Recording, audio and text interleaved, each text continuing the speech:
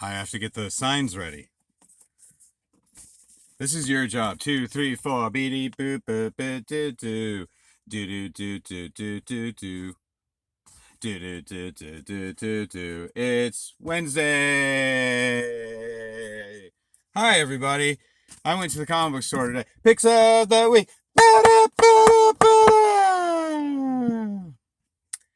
It's been a long day, but a good one. So why not throw some more money at the comic shop? First up this week, we have Marjorie Finnegan, Temporal Criminal. Done. Garth Ennis, Goran Suzuka, and Miroslav Merva, who I don't, is the colorist, so it's fine. I don't know what more do you need to say. I'm assuming this is Marjorie Finnegan and that she's a temporal criminal of some sort. That'll be fun. I don't know much about it, but Ennis and Suzuka did some of my favorite Punisher stuff back in the day, and I have no reason to think it will not be as enjoyable as anything else. I was actually thinking today, I'd forgotten this book was even coming out, but how I know I know a few people who don't like Garth Ennis because he tends to be more dark and cynical than they might like. And I get it, because I like the cynical stuff, but I like the nice stuff too. Don't let me forget my travel bag. I'm house slash cat sitting in Long Beach, and I am undeodorized right now. You know what I'm talking about. Anyway, that was just something I thought I'd add because I feel like this. Oh, do you like my hair, by the way? Thank you for noticing. I walked into the comic shop today, because it is Wednesday, in fact, and usually I just walk in and he hands me my books, but I walked in and he's like, "Can I help you?" And I went, "My name is Jimmy Calloway." He's, "Oh, okay, here." I had the mask on, so at least he was spared that. I also got this week The Good Asian, #1. This is by a creative team I'm not at all familiar with, and so I'm not familiar with who did this, but this looks really good. It's a noir private eye story set in like the Depression or World War II, and the lead character is an Asian fellow, as it happens. I don't know. I mean, it would be cynical to say that Image went ahead and published this book because of the horrific crimes that the AAPI community has suffered in this country in this past year alone, much less over, the country's history. But that is ridiculous for one thing, because timeline wise, they're not going to wait for some asshole out in Atlanta to kill a bunch of people before they publish a comic book. And also, I think I think the arts in general are definitely better at addressing these sorts of racist issues. These not 100%, obviously, because there's always been a history in comics. Let's keep it simple. Comics have always been a very white male dominated industry, as most industries. And I think, though, that it certainly seems that way to me in the last 10 years, that comics have really been like mainstream comics have really been doing a lot to address issues of representation.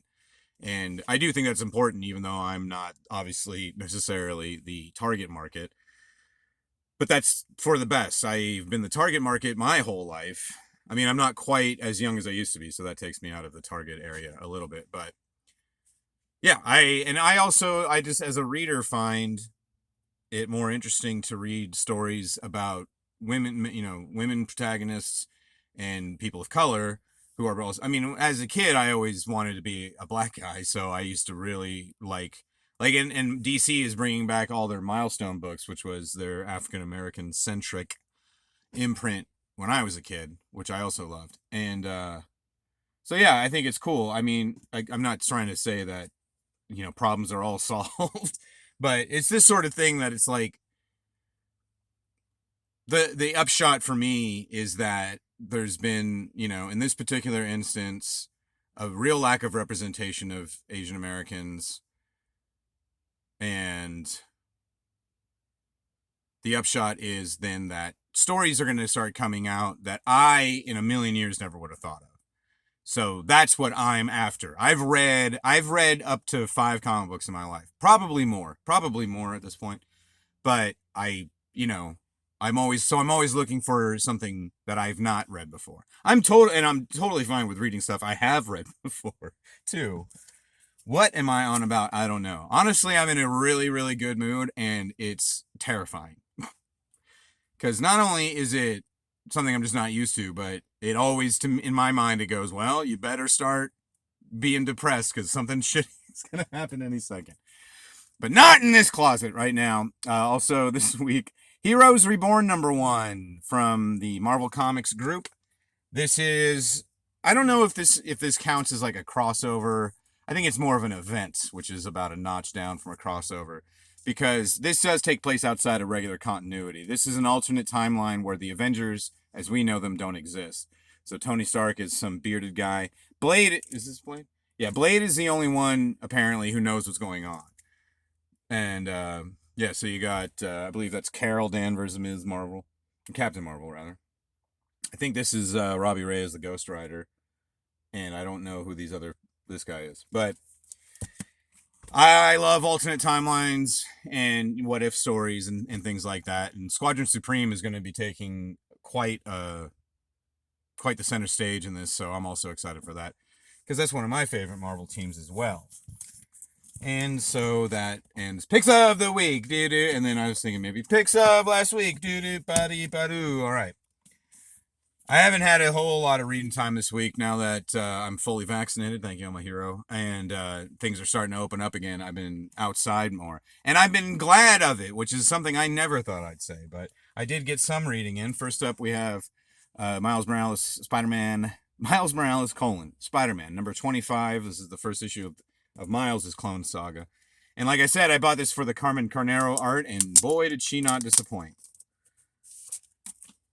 I don't know, and I was trying to think when I was reading this, like, what her style is, and it's not that it's really out there or anything. She just doesn't really look, she looks like she should be drawing mainstream comics for sure, but she doesn't look like any other mainstream comic artist that's a nice fight scene.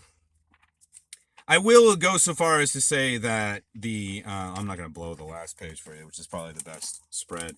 I do think, pound for pound, her work on Captain Marvel was more dynamic and more, like, it jumped out at me more. This didn't jump out at me quite so much, but I also feel like she's, getting her feet wet a little bit still, so I'm excited to see how that goes. Plus, it's been ages since I've read a Miles Morales comic, like, on the reg whatsoever. Also, I read the Marvels #1. This was something different than I had expected. So I was telling you this last time that Kurt Busiek and Alex Ross did Marvels like 20-some years ago. A little more than 20 years ago now. Yeah. And that was a kind of a retelling of the history of the Marvel Universe from the perspective of a photographer, a news photographer.